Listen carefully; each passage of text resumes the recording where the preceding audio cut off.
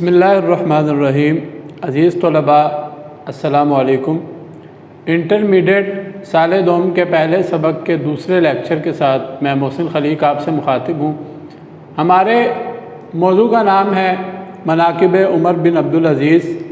आपने पिछले लेक्चर में मुसन्निफ़ का तारुफ़ और हज़रत उमर बिन अब्दुल अज़ीज़ का तारुफ़ पढ़ा था और हमने पहले दो सफ़ात के अहम नुकात को डिस्कस भी किया था।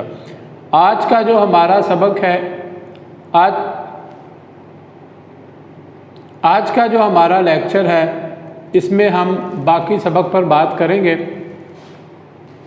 सबक के बकिया अहम नुकात आपके सामने हैं। सफ़ा नंबर 3 निकालें आप अपनी किताब पर, और उसमें जो सबसे पहला जो नुक्ता है आज हम उस पर बात करेंगे। मुसन्निफ़ ने बताया, कहते हैं कि बनु उमैया के दफ्तर आमाल में सबसे ज़्यादा कौम को बर्बाद करने वाला ये वाक़या है कि उन्होंने आज़ादी और हक़ गोई का इस्तेसाल किया। हक़ गोई, हक़ बात कहना, जैसा कि एक हदीस मुबारका तवातर से बयान की जाती है कि सबसे बड़ा जिहाद वो जाबिर हुक्मरान के सामने कलमा हक़ कहना है। अगर आप कोई ऐसी बात देखें जो दीन इस्लाम के ख़िलाफ़ है तो उसको करने वाला चाहे हुक्मरान है, बादशाह है, तो उसके ख़िलाफ़ कलमा हक़ कहना चाहिए। ये वो बात है जिसकी तमाम खुलफ़ाए राशिदीन ने भी अपने दौरे हुकूमत में आज़ादी दी। खुलफ़ाए राशिदीन के दौरे हुकूमत को देखा जाए तो उन सब ने अपने ऊपर होने वाली तनकीद को मस्बत अंदाज में लिया। जैसा कि हज़रत उमर फ़ारूक रज़ी अल्लाह ताला अन्हु, आप एक बार मिंबर पर बैठे तो एक शख्स ने खड़े होकर कहा कि हम आपका हुक्म नहीं मानेंगे। ये वाक़या बहुत मशहूर है, जिसका सबब उसने ये बयान किया कि माल गनीमत में आपको एक चादर मिली और आपने दो क्यों पहनी।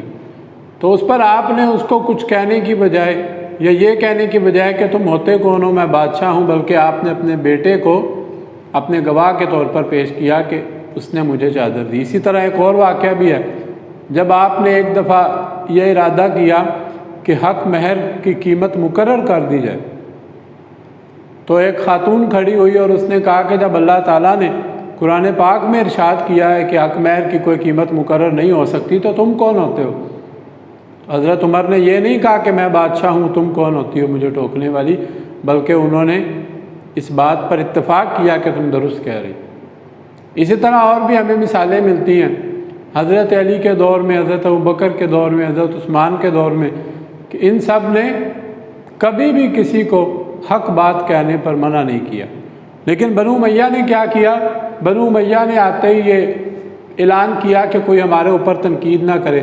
जैसे अब्दुल मलक जो था, अब्दुल मलक ने मिंबर पर बैठकर ऐलान किया था कि जो शख्स मुझे ये भी कहेगा कि तुम फ़लाँ फ़लाँ मामले में अल्लाह ताला का खौफ करो तो मैं उसको भी कत्ल कर दूँगा। आप देखें यहाँ तक बात। और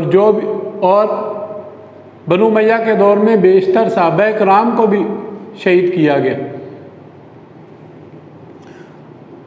जहाँ अब्दुल मलक की बात की गई है कि उसने तख्त पर बैठकर हुक्म किया कि कोई शख्स मेरी किसी बात पर रोक टोक ना करे तो वो सज़ा पाएगा। लेकिन इस पर भी जो आज़ादी पसंद अरब थे, अपनी बात का इज़हार करने के आदी थे, वो बात तो ना आए, लेकिन बहुत फ़र्क है। अब हज़रत उमर बिन अब्दुल अज़ीज़ ने आकर इस बिदत को, इस गलत बात को ख़त्म किया और उन्होंने आकर ऐलान किया कि तुम में से जो कोई मुझ में कोई कजी, कोई बुराई देखे, कोई बुरी बात देखे, तो वो लाजमी मुझको मना करे। इसका नतीजा ये हुआ कि लोगों ने बेखौफी के साथ तनकीद की। तो ये उनकी हुकूमत का एक बहुत अहम पहलू था, उनके अदल का और उनके मुसावात का, कि उन्होंने लोगों को हक़ गोई का इख्तियार दे दिया। और ये दीन इस्लाम के बिल्कुल ऐन उसूलों के मुताबिक है कि अवामुन्नास जो है वो खलीफा पर तनकीद कर सकती है।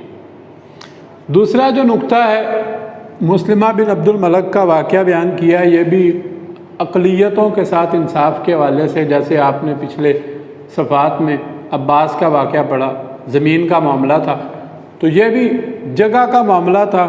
मुस्लिमा बिन अब्दुल मलक, जो अब्दुल मलक बादशाह का बेटा था, उसने एक गिरजा घर के मुतवल्लियों के मुकाबले में दावा दायर किया कि ये गिरजे की ज़मीन हमारी। फ़रीक़ मुकदमा ईसाई थे और कानून के मुताबिक वो खड़े हुए थे। मुस्लिमा बिन अब्दुल मलक बैठा हुआ था, अदालत में बैठकर गुफ्तगू कर रहा था। तो हज़रत उमर बिन अब्दुल अज़ीज़ की इंसाफ पसंदी देखिए कि आपने उसे कहा कि तुम भी, ईसाई उस वक्त उस दौरे हुकूमत में महकूम थे, ये हाकिम थे, लेकिन हज़रत उमर बिन अब्दुल अज़ीज़ ने मुस्लिमा बिन अब्दुल मलक से कहा कि तुम भी इनके साथ खड़े हो जाओ, चूँकि तुम्हारा मुकदमा चल रहा है, और अगर तुमने खड़े नहीं होना तो तुम बात भी नहीं कर सकते, फिर अपनी जगह किसी और को खड़ा करो कि वो बात करे। और यही नहीं बल्कि फ़ैसला भी ईसाइयों के हक़ में हुआ, चूँकि उन्हें हक़ पर पाया। ये झूठा दावा किया गया था मुस्लिमा बिन अब्दुल मलक की जानिब से, तो हज़रत उमर बिन अब्दुल अज़ीज़ ने उसके हक़ में फ़ैसला किया। यही जो बातें थी, जैसे पहले ज़मीनों वाला मामला भी ज़ेर बहस आया, और उसके अलावा हज़रत उमर बिन अब्दुल अज़ीज़ ने कभी भी अपने ख़ानदान वालों को फ़ौक़ियत नहीं दी। ये वो वजूहात थी जिनकी बिना पर आपको जहर भी दिया गया। खैर, ये बात आगे चल के डिस्कस होगी। तीसरा नुक्ता है गैर मुस्लिमों के बारे में कि हज़रत उमर बिन अब्दुल अज़ीज़ ईसाइयों और यहूदियों के यहाँ मेहमान भी बनते, लेकिन उन्हें उनके खाने की कीमत दे दिया करते, चूँकि यहूदी ईसाई अहले किताब होते हैं। वफ़ात के वक्त अपने मकबरे के लिए आपने जो ज़मीन मुंतखब की वो भी एक ईसाई की थी, और 30 दिनार देकर ख़ुद अपनी दफन के लिए भी आपने ज़मीन ख़ुद ख़रीदी। आप इससे अंदाज़ा लगाएं कि ना अपनी ज़िंदगी में अवाम के पैसे को माले मुफ्त समझा, और यहाँ तक कि अपनी मौत से पहले भी अपने दफन होने के लिए जो ज़मीन मुंतखब की वो भी अपने पैसों से ख़रीदी हुई। आगे एक बहुत अहम पैराग्राफ है जो अक्सर तशरीहात में भी आया करता है, वो है हज़रत उमर बिन अब्दुल अज़ीज़ की मुसावात और जमहूरियत। उमर बिन अब्दुल अज़ीज़ की हुकूमत और सल्तनत का जो असल उसूल वो मुसावात और जमहूरियत था। मुसावात बराबरी, यानी रियासत के जितने भी शहरी हैं वो बराबर हैं, बराबर यकसा हुकूक रखते हैं, किसी को किसी पर कोई फ़ौक़ियत हासिल नहीं है। ये नहीं है कि अगर दौलतमंद है तो उसके लिए और कानून होगा और गरीब के लिए और कानून होगा, बल्कि एक रियासत के शहरी होने के नाते सब बराबर के सलूक के हक़दार हैं। दूसरी जो चीज़ है वो जमहूरियत है, जिसे हमारे यहाँ डेमोक्रेसी कहा जाता है, और आजकल दौर भी जमहूरियत का है। जमहूरियत के बारे में ये कहा जाता है कि ये अवाम की हुकूमत है, अवाम अपनी मर्ज़ी से अपने नुमाइंदों को मुंतखब करते हैं और अवाम को तमाम हुकूक हासिल होते हैं। अगर हम हज़रत उमर बिन अब्दुल अज़ीज़ की जमहूरियत को सामने रखें और आज के दौर की जमहूरियत पर बात करें तो बड़ी मायूसी होती है। आज की जमहूरियत जो है वो एक ढकोसला है, नाम नेहाद जमहूरियत है। जमहूरियत की जो असल रूह वो इसमें बिल्कुल भी नहीं। नंबर एक बात तो हमने जो पहले शुरू में की मलूकियत के हवाले से, कि पहले खिलाफत थी, उसके बाद मलूकियत आ गई, अवाम को बादशाह चुनने का जो इख्तियार था। अब देखें जितने भी खुलफाए राशिदीन गुज़रे हैं उन्होंने अज़ खुद किसी एक शख्स को खलीफा मुंतखब नहीं किया। हज़रत अबू बकर ने अपने बेटे को नहीं किया, हज़रत उमर ने अपने बेटे को नहीं किया, यहाँ तक कि हज़रत अली से भी जब कहा गया कि आप अपने बेटे को खलीफा मुंतखब कर दें तो आपने इनकार कर दिया और एक लिस्ट बना कर दी कि इसमें से, उसमें उनके बेटे का नाम भी था। कहा कि अगर आपकी मर्ज़ी है तो आप मुंतखब कर लें, नहीं तो ना करें। एक तो अवाम से ये हक़ छीना गया। दूसरी चीज़ है कि जमहूरियत जो होती है उसमें लोगों को बराबर के हुकूक होते हैं, बादशाह को किसी किस्म की तरजीह नहीं होती।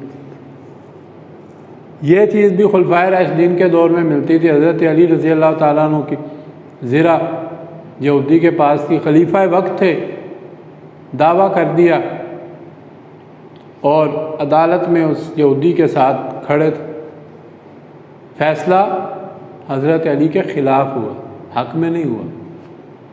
क्यों?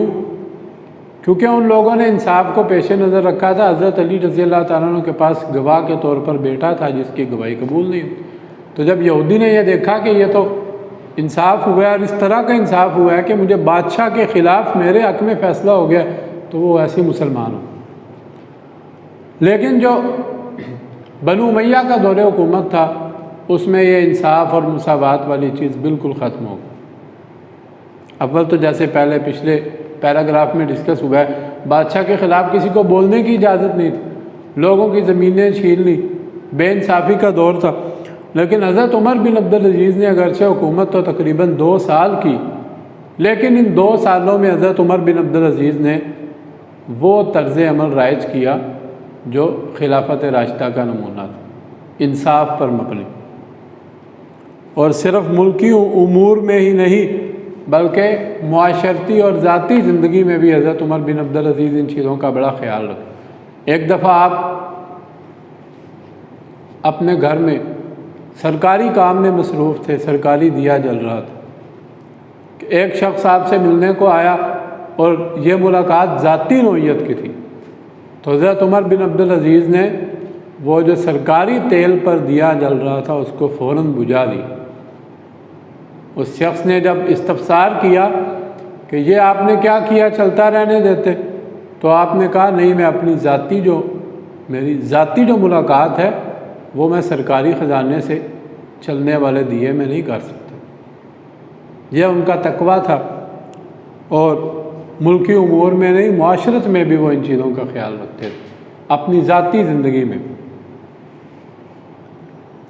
और खाने का तरीका ये था कि आम मुसलमानों के लिए जो लंगर खाना बना हुआ था खाने का, उसी में जाकर खाते और उसके भी पैसे दे देते। शायद ही तारीख़ में इस तरह की मिसालें और मिलें, या आजकल के दौर में तो ये मिसालें बिल्कुल भी नहीं। तो आगे एक और वाक़या है,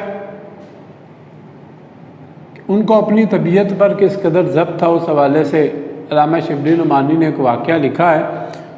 अमूमन ऐसे होता है कि बादशाह बड़े जाहो जलाल और गुस्से के मालिक होते हैं। ज़ाहिरी बात है, जब इंसान के पास इख्तियार आ जाए, इतनी बड़ी सल्तनत जो 3 बर्रे आज़मों तक फैली हुई है, यहाँ पर हमारे माशरे में किसी शख्स को थोड़ा सा इख्तियार मिल जाए, एक छोटे से इलाके पर इक़्तिदार मिल जाए, तो वो आपे से बाहर हो जाता है, वो अपनी असल को भूल जाता है। लेकिन हज़रत उमर बिन अब्दुल अज़ीज़ की सादगी देखिए कि 3 बर्रे आज़मों पर उनकी हुकूमत, और तबीयत में इस कदर इनकसार, इस कदर हिलम, इस कदर बुर्दबारी। एक बार रात के वक्त मस्जिद में गए, वहाँ एक शख्स लेटा हुआ था, तो आपकी ठोकर उसको लग गई अंधेरे में, वो गलती के साथ। तो उस शख्स ने गुस्से में आकर झल्ला कर कहा कि क्या तू पागल है? अब उस वक्त पुलिस वाले मौजूद थे, उन्होंने पकड़ लिया, कहा कि तूने खलीफा वक्त की गुस्ताखी की है, तुझे सज़ा होगी। लेकिन हज़रत उमर बिन अब्दुल अज़ीज़ ने उनको मना किया और कहा कि इस शख्स ने क्या जुर्म किया, इसने तो सिर्फ पूछा है। देखिए बात को कैसा रंग दिया, हालांकि उस शख्स ने गुस्से में कहा था, लेकिन आपने बात ख़त्म करने के लिए उसको क्या रंग दिया, कहा कि इस शख्स ने तो सिर्फ पूछा है कि क्या तू पागल है, और मैंने कह दिया कि मैं पागल नहीं हूँ, तो इसको सज़ा किस बात की जाए। तो ये उनका अपनी तबीयत पर ज़ब्त था। बादशाह खलीफा तो ज़रा ज़रा सी बात पर जलाल में आकर लोगों को ऐसी ऐसी हौलनाक सज़ाएँ देते हैं कि तारीख़ भी उनके ज़िक्र से कांप उठती, गर्दनें उड़ा दी जाती थी। अगला जो नुक्ता है वसीयत के हवाले से, जब भी कोई शख्स मरने लगता है तो उस पर लाजिम है कि वो वसीयत करे जो उसके पास मालो दौलत है। अब यहाँ पर नुक्ता देखें कि एक खलीफा जिसने अपनी साबिक़ा ज़िंदगी बड़े नाजो नाम और ऐशो इशरत में गुजारी, और आपके बारे में मशहूर था कि आप एक दिन में 2-3 दफ़ा लिबास तब्दील किया करते, और जिस गली से गुज़रते तो आपने अपने लिबास पर जो खुशबू लगाई होती थी उससे सारी गली महक जाती। मगर जब खलीफा बने तो अपने पास 2-3 जोड़े रखे सिर्फ, बाकी सब खैरात कर दिए। अपनी ज़ौजा के जो बादशाह की ही बेटी थी उनसे तमाम ज़ेवरात लेकर बैतुल माल में जमा करवा दिए और बिल्कुल फ़कीरी को इख्तियार किया। अब ये जब मरने लगे हैं तो इनके पास कुछ ऐसा नहीं है जिसकी वो अपनी औलाद के लिए वसीयत करते हैं। मुस्लिमा बिन अब्दुल मलक ने कहा कि मैं अभी 1 लाख दिनार बेचता हूँ, उसकी वसीयत कर दे। लेकिन कहा कि इससे बेहतर ये है कि जिन लोगों से तूने ये रकम वसूल की है उनको वापस कर दो, लोगों का हक मारा है तुमने, मैं ये हराम रकम नहीं ले सकता। तो मुस्लिमा बिन अब्दुल मलक भी ये सुनकर रो पड़ा। और खुलफाए बनी उमैया की दौलतमंदी का आलम यह था, एक मिसाल उन्होंने बयान की कि जब हशाम बिन अब्दुल मलक फौत हुआ तो उसके तरके में से उसकी औलाद को 1 करोड़ 10 लाख दिनार सिर्फ रुपए पैसे की मद में मिले, बाकी ज़मीनों का हिसाब तो अलग था। 1 करोड़ 10 लाख दिनार उसकी औलाद को मिले। और उमर बिन अब्दुल अजीज़ ने जब वफ़ात पाई तो कितने दिनार छोड़े? सिर्फ 17 दिनार। 17 दिनार, जिसमें से उनके तजीज़ो तकफ़ीन के मसारिफ़ अदा किए। ज़मीन तो वो अपने लिए पहले ही ले चुके थे, बाकी जो मामलात थे कफन दफन के उन पर 7 दिनार खर्च हुए, बाकी कितने बचे? 10 दिनार जो उनकी औलाद में तकसीम किए। लेकिन तारीख़ निगार ये भी लिखते हैं कि यही खुलफाए बनी उमैया के लोग जिनको विरासत में लाखों रुपए करोड़ों रुपए मिले थे, एक वक्त वो भी आया कि ये लोग गलियों में भीख मांगते। क्यों? क्योंकि ये जितना भी पैसा था ये सब अवाम का पैसा था, हराम था, और हराम में कभी भी बरकत नहीं होती। जबकि हज़रत उमर बिन अब्दुल अजीज़ की जो आल औलाद थी उनका ये आलम था बाद में कि वो एक एक मजलिस में 100-100 घोड़े लोगों में खैरात कर दिया करते थे, लोगों पर पैसे लुटाया करते थे खैरात के तौर पर, और उनमें किसी किस्म की कमी नहीं होती थी। इसकी वजह है कि कस्बे हलाल। हज़रत उमर बिन अब्दुल अजीज़ ने अपनी सारी ज़िंदगी में अपने दौरे खिलाफत में हराम का एक लुक़मा ना खुद खाया और ना ही अपनी औलाद को खिलाया। तो हज़रत उमर बिन अब्दुल अजीज़ की हुकूमत और सल्तनत और सल्तनत का जायज़ा लें तो वही इस्लामी उसूल जो इस्लाम ने हमें दिए, जो नबी पाक सल्लल्लाहु अलैहि वसल्लम ने अता किए, ठीक उनका नमूना थी। और यही वजह है कि जिन लोगों को ये बात पसंद नहीं थी, जिनका कारोबार ज़िंदगी हज़रत उमर बिन अब्दुल अजीज़ के आने से रुक गया था, जिन्हें हराम की लत लगी हुई थी, लोगों के हुकूक गसब करते थे, जो उन्हें ये बात पसंद ना आई और आपके अपने ही ख़ानदान वालों ने आपको जहर दे दिया। अपने एक ग़ुलाम को कुछ अशरफियाँ दी, उसको अशरफियों का लालच दिया और खाने में जहर मिला दिया। तो जब हज़रत उमर बिन अब्दुल अजीज़ वफ़ात के करीबुल मर्ग हुए तो आपको अंदाज़ा हो गया कि मुझे जहर दिया गया। उस ग़ुलाम को बुलाया और उससे हकीकत हाल दरियाफ़्त की। वो मान गया, उसने बता दिया कि मुझे इस तरह अशरफियों का लालच दिया गया आपको जहर देने के लिए। तो आपने उससे वो अशरफियाँ लेकर वो भी बैतुल माल में जमा करवा दी और उससे कहा कि जाओ, भाग जाओ, मैंने तुम्हें माफ़ किया। इस तरह हज़रत उमर बिन अब्दुल अजीज़ ने वफ़ात पाई। बहुत कलील वक्त हुकूमत की, मगर आज भी सदियाँ गुज़रने के बाद आपकी हुकूमत वो काबिल तक़लीद है और काबिल नमूना है, और तारीख़ के सफ़ात में आपका नाम अमर है। ये किस लिए? क्योंकि आपने इस्लामी उसूलों को अपनाया और आपसे पहले जो एक हुकूमत का रिवाज और तरीक़ा चल रहा था, आपने उसके मुताबिक हुकूमत नहीं की। तो अल्लाह पाक आप पर करोड़ों रहमतें फरमाए। इसी के साथ हमारा आज का ये सबक जो है ये मुकम्मल होता है, और आप इस सबक को अच्छे तरीके से पढ़ें। इसके जो अहम नुकात हम ज़ेरे बहस लाए हैं उनको भी गौर से सुने, और आप इसका जो ख़ुलासा लिखेंगे तो जो अहम नुकात हमने इस सबक में डिस्कस किए हैं, पढ़े हैं, उन्हीं के मुताबिक इसका जो ख़ुलासा है वो तरतीब पाए। तो अल्लाह पाक आपका हामी व नासिर। वस्सलाम अलैकुम।